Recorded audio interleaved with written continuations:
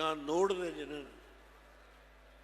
ನನ್ನ ಕಣ್ಣು ಕುಕ್ಕುವ ರೀತಿಯಲ್ಲಿ ಈ ಸಭೆಗೆ ರಾಜ್ಯದ ಮೂಲೆ ಮೂಲೆಯಿಂದ ನೀವೆಲ್ಲ ಬಂದಿದ್ದೀರಿ. ಇವತ್ತು ಒಂದು ಮೆಸೇಜನ್ನು ಕೊಟ್ಟಿದ್ದೀರಿ. ಆ ಮೆಸೇಜ್ ಏನು?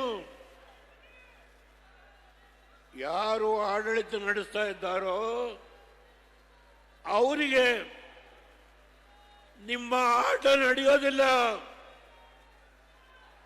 ನಾವು ಇದ್ದೇವೆ. ಕುಮಾರಸ್ವಾಮಿ ಅವರಿಂದ, ರೇವಣ್ಣವರಿಂದ ನಾವು ಇದ್ದೇವೆ, ಬದುಕಿದ್ದೇವೆ. ನಾವು ನಿಮ್ಮನ್ನ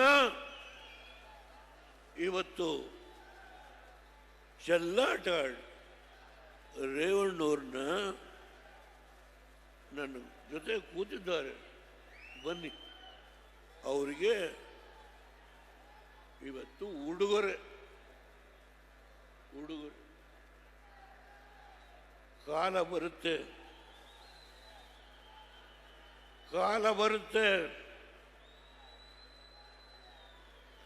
ಈ ಮಾತನ್ನ ಹೇಳುವಾಗ ನನಗೆ ದೈವದಲ್ಲಿ ನಂಬಿಕೆ ಇದೆ. ಕಾಲ ಬರುತ್ತೆ, ಕಾಯಿರಿ, ಸ್ವಲ್ಪ ಕಾಯಿರಿ. ಹಾಸನ ಜಿಲ್ಲೆಗೆ ಕುಮಾರಸ್ವಾಮಿ ಏನೇನು ಮಾಡಿದ್ರು, ಅದನ್ನು ಯಾವ ರೀತಿ ಕೆಲವು ಅಭಿವೃದ್ಧಿ ಕಾರ್ಯಕ್ರಮಗಳಿಗೆ ಕಂಟಕ ಆಯಿತು, ಅದೆಲ್ಲರ ವಿವರಣೆಯನ್ನು ನಾನು ಹೇಳಲಿಕ್ಕೆ ಹೋಗಲ್ಲ. ಏರ್ಪೋರ್ಟ್ ಅದರ ಸ್ಥಿತಿ ಏನಾಗಿದೆ ಚರ್ಚೆ ಬೇಡ.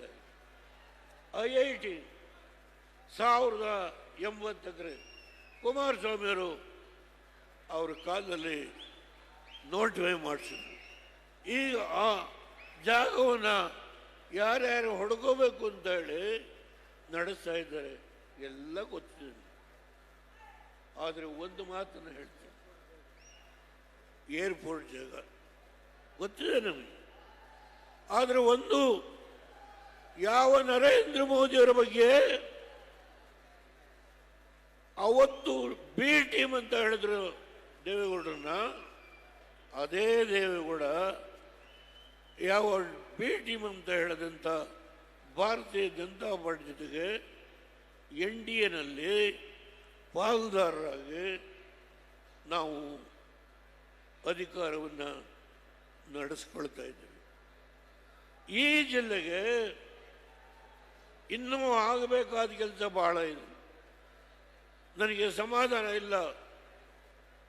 ನಾನು ಇನ್ನು ಎಷ್ಟು ವರ್ಷ ಬದುಕಿರ್ತೇನೋ ಅಷ್ಟು ದಿನದೊಳಗೆ ನನ್ನ ಮನಸ್ಸಿನಲ್ಲಿ ಈ ಜಿಲ್ಲೆಯ ಪ್ರತಿಯೊಂದು ಕುಟುಂಬಕ್ಕೆ ಆರ್ಥಿಕವಾದ ಶಕ್ತಿಯನ್ನು ತುಂಬಲೇಬೇಕು ಈ ಒಂದು ಪ್ರತಿಜ್ಞೆ ಮಾಡಿದ್ದೆ. ಯಾವ ಮೆಗಾ ಡೈರಿ ಆಗ್ತಾ ಇದೆಯೋ 900 ಕೋಟಿ ರೂಪಾಯಿದು ಮೆಗಾ ಡೈರಿ,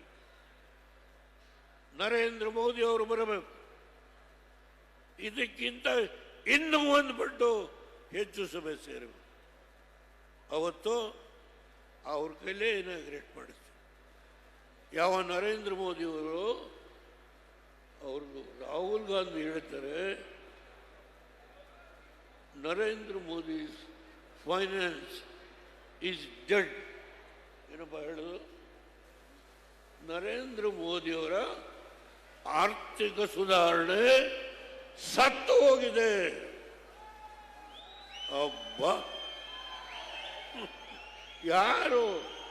ರಾಹುಲ್ ಗಾಂಧಿ. ಒಂದು ಕಡೆ ಓಟ್ ಚೋರಿ ಹೇಳಿ ಹೇಳಿ ಹೇಳಿ ಬಿಹಾರದಲ್ಲಿ 6 ಸೀಟ್ ಬಂತು. ಆ ಓಟ್ ಚೋರಿ ಹೇಳಿ ಹೇಳಿ 6 ಸೀಟ್.